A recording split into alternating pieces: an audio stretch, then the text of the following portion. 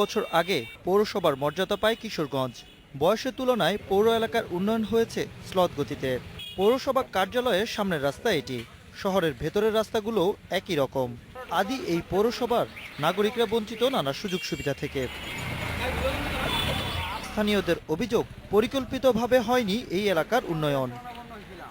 রাস্তায় পানি থাকে, তারপর অটো দিয়ে চলতে গেলে মনে হয় অটোটা উল্টে যাবে। জনগণের অনেক সমস্যা, রাস্তাঘাট এবং স্কুল কলেজের সমস্যা আছে। ভোটার ও সাধারণ নাগরিকদের ভাবনার সঙ্গে দ্বিমত নন প্রার্থীরাও। মানুষের বাসা বাড়ির থেকে যে পানিটা ড্রেনে আসে সেই পানিটা রাস্তায় চলে যায়। আপনার নিষ্কাশন প্রণালী খুবই খারাপ অবস্থা। নির্বাচন এলেই শোনা যায় প্রতিশ্রুতির ফুলঝুরি, কিন্তু পরিস্থিতি বদলায় না। এবারের মেয়র প্রার্থীরাও প্রতিশ্রুতি ঘোষণায় পিছিয়ে নেই। ভবিষ্যতে নির্বাচনের মাধ্যমে আমি মেয়র প্রার্থী হিসাবে চূড়ান্ত মনোনয়ন পেলে আমি সাধারণ মানুষের পাশে থেকে কাজ করব এবং শহরে উন্নয়ন করব।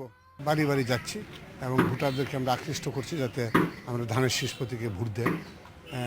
তবে ভোটারদের মধ্যে ব্যাপক সাড়া আছে। কিশোরগঞ্জের ৮ পৌরসভার ৭টিতেই এখন ভোটের হাওয়া।